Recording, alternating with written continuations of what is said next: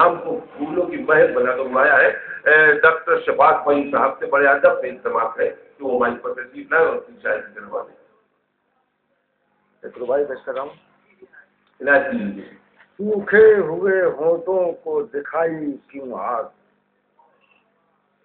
سوکھے ہوئے ہونٹوں کو دکھائی کیوں آگ, احساس کی بھٹی میں لگائی کیوں آگ. بھائی واہ واہ. سوکھے ہوئے ہونٹوں کو دکھائی کیوں آگ, احساس کی بھٹی میں لگائی کیوں آگ. انگارے اگلتے ہیں تو حیرانی کیوں, پھوکوں کو بھلا تم نے کھلائی کیوں آگ. بہت اچھے. واہ واہ. پھوکوں کو کیا کہتے ہیں. واہ واہ. اور صدقت مطلب ایسے کہ ڈوبا ہوا تھا خون میں خاور دکھائی دے. ڈوبا ہوا تھا خون میں خاور دکھائی دے, گویا سحر میں شام کا منظر دکھائی دے. بہت اچھے. واہ واہ. گویا سحر میں شام کا منظر دکھائی دے.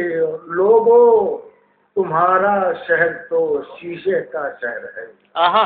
لوگوں تمہارا شہر لوگوں تمہارا شہر تو شیشے کا شہر ہے, پھر بھی ہر ایک ہاتھ میں پتھر دکھائی, پھر بھی ہر ایک ہاتھ میں پتھر دکھائی دے.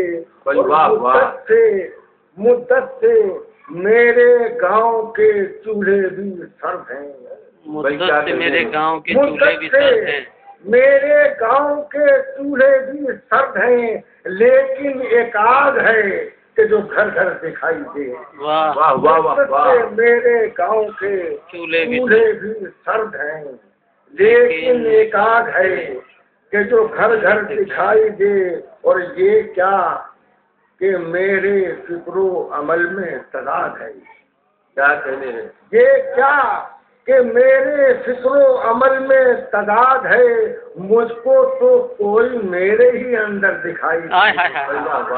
یہ کیا کہ میرے فکر و عمل میں تضاد ہے, مجھ کو تو کوئی میرے ہی اندر دکھائی دے.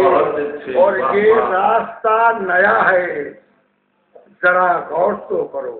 یہ راستہ نیا ہے, ذرا غور تو کرو. شاید یہیں کہیں پہ میرا گھر دکھائی دے. شاید یہیں کہیں پہ میرا گھر دکھائی دے. اور ڈوبا ہوا تھا خون میں خاور دکھائی دے. بہت اچھی. گویا سحر میں شام کا منظر دکھائی دے. بہت اچھے.